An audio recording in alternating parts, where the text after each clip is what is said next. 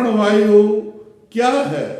देखो, प्राणवायु क्या, प्राणायाम, प्राणायाम के दो टुकड़े, प्राण प्लस आयाम। प्राण को रोकना, किसको रोकना? प्राण। प्राण तीन प्रकार के हो गए। कितने प्रकार के?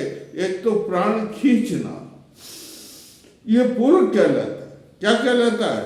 एक प्राण को छोड़ना, ये रेचक कहलाता है। अब वो प्राण को पूरक किया नहीं,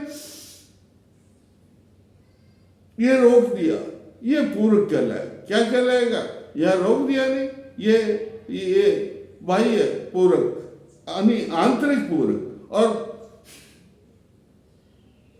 इसको बाहर रोक दिया नहीं, ये बाह्य जो है अवरुद्ध कहलाएगा। ये चार प्रकार के हो गए। एक तो रेचक, एक पूरक, बाह्य पूरक और अंतर पूरक। ये चार प्रकार के प्राणायाम आधार है कुंडली के। किसके आधार है? कुंडली के आधार है। देखो, कुंडली को कैसे जागृत कर सकते हैं? इस प्राणायाम से। इससे ये रोक दो, इससे सांस को खींचो और फिर यूं बंद कर दो, बंद करके और मन में विचार करो, ये प्राण हमारे सब मूलाधार में पहुंच जाए और कुंडली के ऊपर आघात करे। जो आप स्वयं लिंग के अंदर कुंडली सही हो या नहीं, उसके ऊपर आघात करे। और फिर क्या करो? ये बंद करो और फिर इसको वापस ऊपर खींचो। किसको? ये खींच दिया और इसको फिर इससे निकालो। इससे कुंडली जागृत हो जाए। ये कुंडली जागृत की प्रक्रिया मैंने बताई प्राणायाम से। किससे? प्राणायाम से कुंडली जागृत की प्रक्रिया है भाई। ये प्राणायाम में तो बहुत बड़ी शक्ति है रे। ये जो प्राणायाम को जो वश में कर लेता है, वो तो कहते हैं कि सूर्य को हिला सकता है, सूर्य हिलमिल हो जाता है, सब जगत को वश में कर सकता है, सब लोगों को वश में कर सकता है। तो प्राणायाम को वश में कर, प्राणायाम के लिए क्या, हमें स्नायुओं को नियमित करना पड़ेगा, स्नायुओं को वश में करना पड़ेगा। देखो, एक और विधि बता देता हूं। जैसे यहां पर आप 2 खींचो, कितने?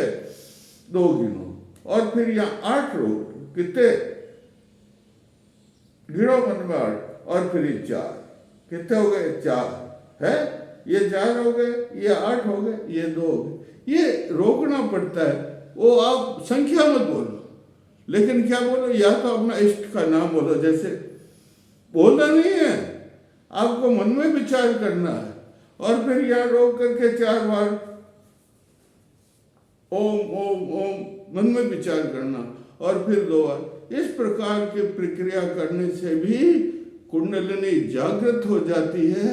ये प्राणायाम का इतना प्रभाव है भाई, प्राणायाम के धरती हिल सकती है।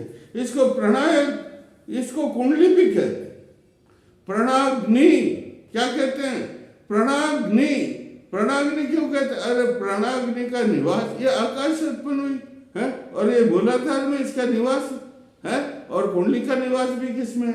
मूलाधार में। दोनों अग्नि जो है, ये कुंडली किससे जागृत होती?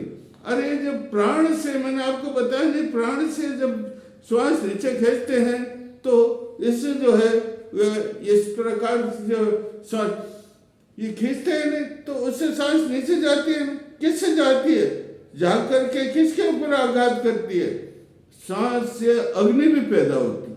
वो किसके ऊपर आघात करती है? वो कुंडली के जो स्वयं मूलाधार के अंदर, स्वयं लिंग के अंदर कुंडली सोई हुई, सुप्त सोई हुई है, उसके ऊपर आघात करती है। और आघात करने से ही उसकी गर्मी से, प्राणायाम की गर्मी से वो कुंडली एकदम क्या हो जाती है? जग जाती है। और ब्रह्मद्वार के अंदर उसका मुख है, वो खुल जाता है और कुंडली किस में प्रवेश कर जाती है? मूलाधार का छेदन कर देती है। किसका छेदन? इतनी ताकत है, देखो, मूलाधार का छेदन कर देती है।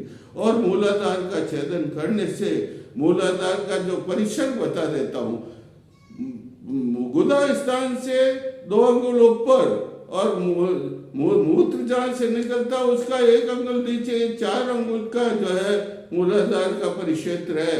यो तो पाटू से लेकर के, पेड़ू से लेकर के मलमूत्र तक इसका पूरा क्षेत्र जो है मूलाधार का है। लेकिन स्वयं लिंग का वो क्षेत्र बताया मैंने, स्वयं वो लिंग ही सब शक्ति, डायनामिक शक्ति।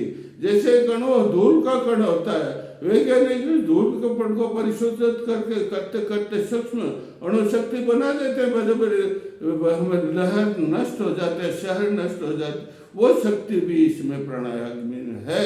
इसलिए हे साधकों, आप प्राण की साधना रोज करो, लोम विलोम। कौन से? लोम विलोम। पहले ये एकदम, पहले इसको निकाल दो,